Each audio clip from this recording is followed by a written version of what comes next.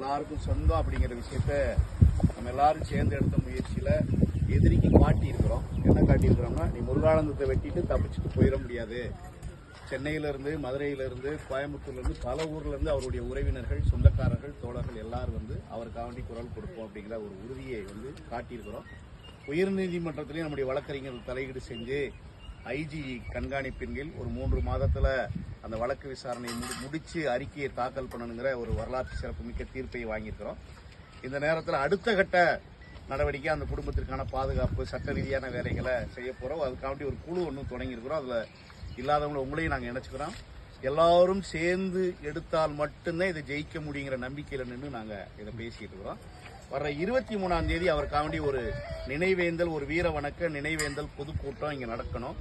அது முருகானந்தத்திற்கான பொதுக்கூட்டம் இல்லை, தாராபுரம் மக்களை அந்த அச்சத்திலிருந்து மீட்க வேண்டிய கடமை நம்ம எல்லாருக்கும் இருக்குது.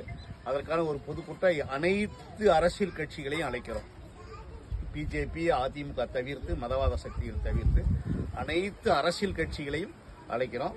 உங்களால் முடிந்த உதவிகள் தலைவர்களை உறுதிப்படுத்தி கொடுக்கிறது, மக்களை கொண்டு வர்றது, அதற்கான பொருளாதாரத்தை ஹெல்ப் பண்றது, இது போன்ற உதவிகளை நீங்க செய்யணும். 23ஆம் தேதி மீண்டும் நாம தாராபுரத்தில் அந்த குடும்பத்தோடு நின்று ஒரு தோழமையை தெரிவிக்கணும் அப்படிங்கிற வேண்டுகோளை வைக்கிறோம்.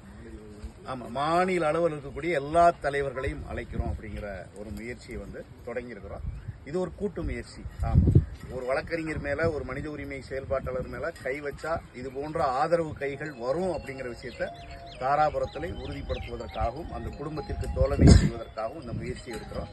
இதுவரைக்கும் ஒத்துழைத்த அனைத்து நண்பர்களுக்கும், உறவுகளுக்கும், வழக்கறிஞர்களுக்கும், தோழர்களுக்கும் பேசணும் போதெல்லாம் உதவி செஞ்சாங்க. எல்லாருமே பல தரப்பட்ட உதவிகள், பத்திரிகை நண்பர்கள் உதவி செஞ்சவங்க எல்லாருக்குமே நன்றி. தொடர்ந்து நாம அந்த குடும்பத்தோடு செயல்படுவோம். நன்றி, வணக்கம்.